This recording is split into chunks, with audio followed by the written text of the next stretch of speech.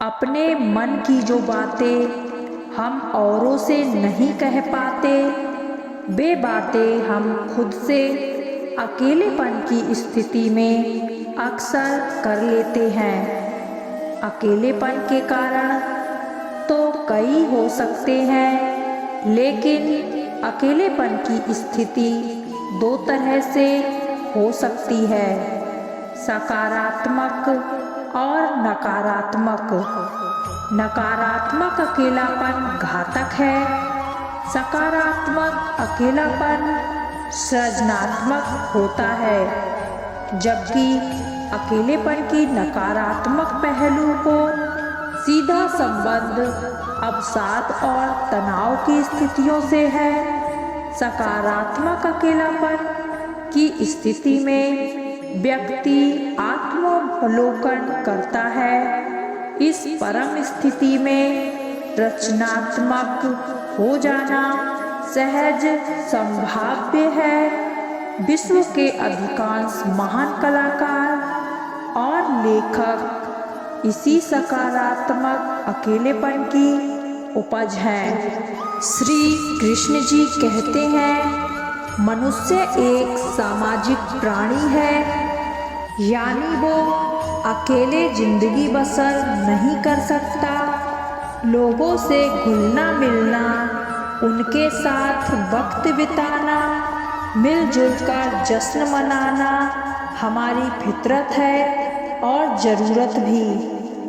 हम में से सभी लोग कभी न कभी अकेलेपन का अनुभव जरूर करते हैं, लेकिन सबको पता नहीं होते।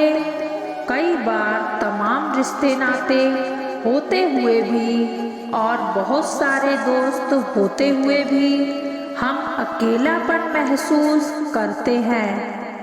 कई बार लोग अलग अलग कारणों के चलते अकेलापन महसूस करते हैं। कई बार परिस्थितिवश लोग अकेलापन का शिकार हो जाते हैं, तो कई बार खुद जानबूझकर अपने आप को अकेला कर लेते हैं। हर इंसान के अकेले होने के कारण अलग अलग हो सकते हैं। अकेलापन एक ऐसी भावना है जिसमें लोग बहुत तीव्रता से खालीपन और एकांत का अनुभव करते हैं। अकेलेपन की तुलना अक्सर खाली, अवांछित और महत्वहीन महसूस करने से की जाती है।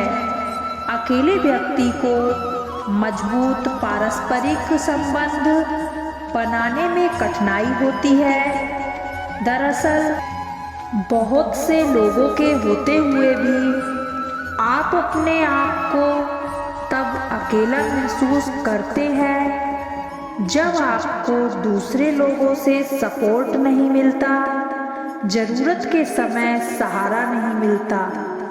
तब लोगों के मन में अंदर ही अंदर युद्ध सा चल रहा होता है और वे अंदर ही अंदर घुटते रहते हैं। अपने मन के अंदर के उस गुबार को बाहर निकालने के लिए जब कोई सुनने वाला नहीं मिलता, समझने वाला नहीं मिलता, तब लोग अकेलापन महसूस करते हैं। श्री कृष्ण जी कहते हैं कि यहाँ मैं आपको एक बात स्पष्ट कर देना चाहता हूँ कि अकेलापन और अकेला होना दो अलग अलग बातें हैं। अकेलेपन में आप लोगों के बीच रहते हुए भी खुद को अकेला महसूस करते हैं। अकेलापन वह दौर होता है जब आपको अकेलापन रहना पसंद नहीं होता और आप नाखुश होते हैं। जबकि जब आप अपनी इच्छा से अकेले होते हैं तो इसका मतलब है कि आप एकांत चाहते हैं और एकांत में आप अकेले होकर भी खुश रहते हैं। उस स्थिति में आप अपने आप को सकारात्मक, ऊर्जावान और भावात्मक रूप से तरोताज़ा महसूस करते हैं और वो एकांत आपको अच्छा लगता है, आपको खुशी देता है। अकेलापन यदि अधिक समय तक टिक जाए तो आदमी स्वयं को असहाय महसूस करने लगता है। उसे लगता है कि दुनिया में कोई भी मेरे साथ नहीं है। फिर यह अकेलापन धीरे धीरे अवसाद यानी डिप्रेशन में बदल जाता है। अकेले होने का मतलब शारीरिक रूप से अकेले होना नहीं है, बल्कि लोगों के साथ जुड़ाव महसूस ना करना है। अगर आप अपने अकेलेपन से बाहर निकलना चाहते हैं तो सबसे पहले आप अपने अकेलेपन का कारण पता कीजिए। वो ऐसी कौन सी बात है, कौन सी वजह है जिससे आप इतना परेशान हैं या जिसकी वजह से आप अपने आप को अकेला महसूस कर रहे हैं। फिर उस कारण को, उस वजह को दूर करने का प्रयास करें। वो वजह अगर किसी से बात करके या मिलकर ख़त्म हो जाती है तो देर ना करें, जल्दी से जल्दी उस वजह को दूर करने का प्रयास करें। अगर आपको अकेलेपन की वजह पता है और वो वजह आपके दायरे में है तो जल्द से जल्द उस वजह को ख़त्म करने के विकल्प तलाशिए। और अगर वो वजह आपके दायरे से बाहर है तो उसे दिमाग से बाहर निकालकर जिंदगी में आगे बढ़ने के लिए नए विकल्पों पर ध्यान दें। जिन लोगों से बात करने में आपको खुशी मिलती है उनसे बात करें, उनसे मिलें। नए और अच्छे विचारों वाले लोगों से बात करें, मेल जोल बढ़ाएं, दोस्तों के साथ पार्टी करें, बाहर खाना खाने जाएं, अपने दोस्तों के साथ समय बिताएं या परिवार के साथ कहीं घूमने जाएं। जैसे जैसे आपका सामाजिक मेल जोल बढ़ता जाएगा वैसे वैसे आपका अकेलापन दूर होता जाएगा और आप खुद को काफ़ी हल्का, तरोताज़ा व खुश महसूस करेंगे। अक्सर देखा गया है कि दिन भर के काम अस्त व्यस्त होने या कोई इम्पोर्टेंट काम पूरा नहीं होने से लोग तनाव से घिर जाते हैं और वो काम के बोझ तले दब जाते हैं, जिससे उनका मूड खराब हो जाता है और वो उस काम को पूरा करने में ही लगे रहते हैं और अपने आप में ही व्यस्त रह जाते हैं। अकेलापन अनुभव करने के लिए अकेले होने की आवश्यकता नहीं है। इसे भीड़ भरे स्थानों में भी अनुभव किया जा सकता है। इसे पहचान, समझ या दया का अभाव के रूप में वर्णित किया जा सकता है। अकेलेपन को अन्य व्यक्तियों से अलगाव की भावना के रूप में वर्णित किया जा सकता है, भले ही कोई शारीरिक रूप से दूसरों से अलग हो या नहीं। इसे प्यार या साहचर्य की तड़प के रूप में वर्णित किया जा सकता है, जो अधूरी है लेकिन जो अपर्याप्त है या किसी के जीवन में प्यार की कमी से पैदा हो और इसलिए अस्वीकृति, निराशा और आत्मसम्मान की कमी जैसी भावनाओं को जन्म दे। उदाहरण के तौर पर वृंदा के दिमाग की नसें फट रही थी। जिनको वो अपने कह रही थी, उन्होंने आज जता दिया कि ये ज़माना बदल गया है, वो पुरानी हो गई है।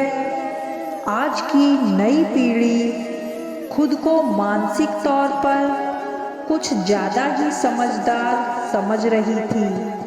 उनको लगता है माँ बाप पुराने ज़माने के हैं, एक उम्र के बाद इनको कुछ काम शोभा नहीं देते, उनको अपने शौक मार देने चाहिए, ये नहीं करना चाहिए, वो नहीं करना चाहिए।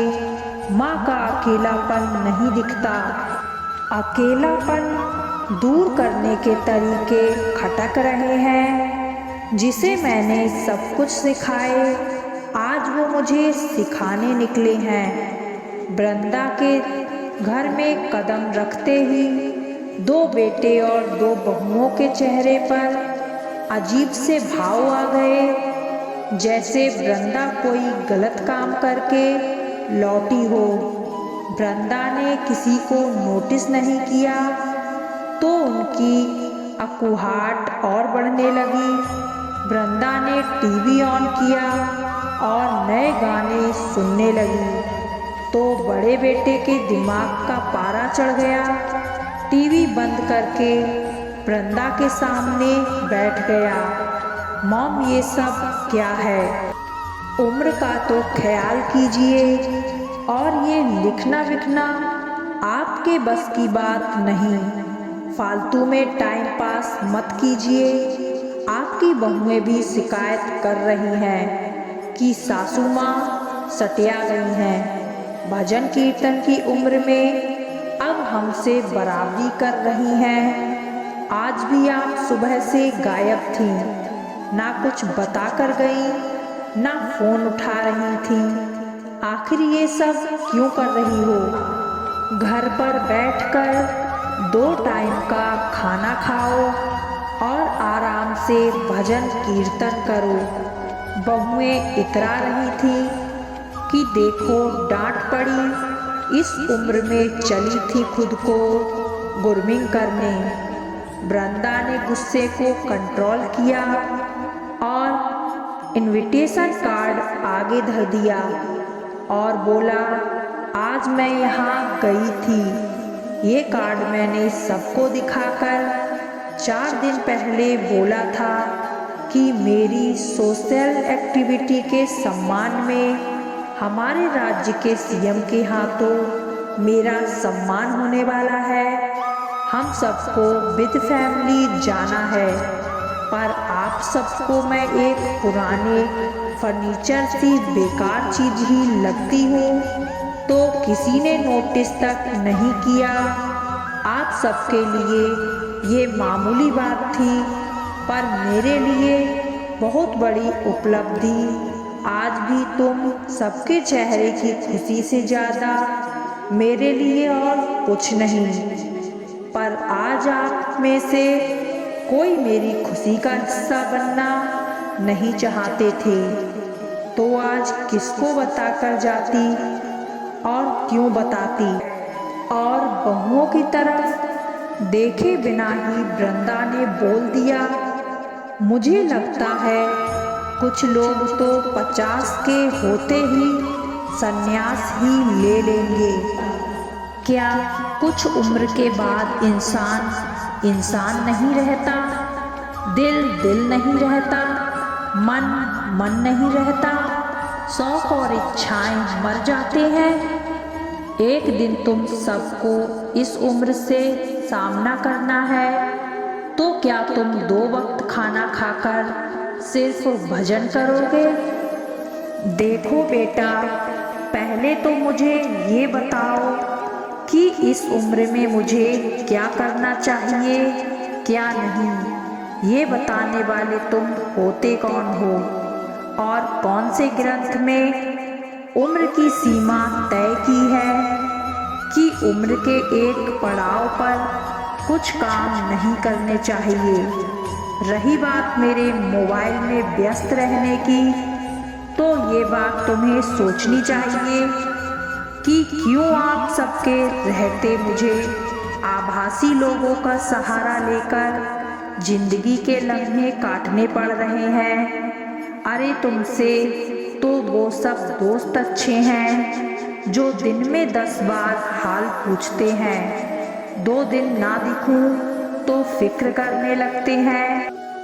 दोस्त बनाने की कोई उम्र नहीं होती, कुछ सीखने की कोई उम्र नहीं होती, जिंदगी जीने की कोई उम्र नहीं होती। जिंदगी की आखिरी सांस तक इंसान इंसान ही रहता है और एक मासूम बच्चा हर इंसान के भीतर ताउम्र जीता है। हर किसी को अपने जिंदगी अपने तरीके से जीने का पूरा हक है। तुम इतने भी बड़े नहीं हो गए हो कि अपनी माँ को सिखाओ कि उसे कैसे जीना चाहिए।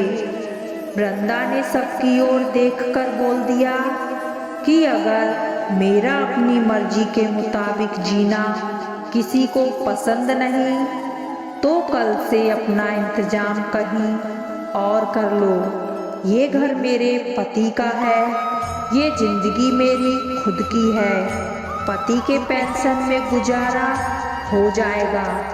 जब हाथ पैर नहीं चलेंगे तो वृद्धाश्रम चली जाऊंगी, पर अब अपने इस उम्र में अपने ही बच्चों की मोहताज होकर नहीं जीना। माँ बाप अगर नई जनरेशन से कदम मिलाकर ना चलें तो गवार और पुराने ख्यालात के कहलाएंगे, और अपनी मर्जी से जवां कदमों के ताल मिलाते हैं तो शोभा नहीं देता। इससे अच्छा है बेटा तुम लोग अपनी जिंदगी अपने तरीके से जियो, मुझे अपने तरीके से जीने दो। बाजी उल्टी पड़ी देख बहुएं काम में लग गईं और बेटे अपनी गलती पर नतमस्तक। आज वृंदा ने एक खिड़की खोल दी थी जहां से धूप का एक टुकड़ा उसकी जिंदगी को रोशन करता झांक रहा था।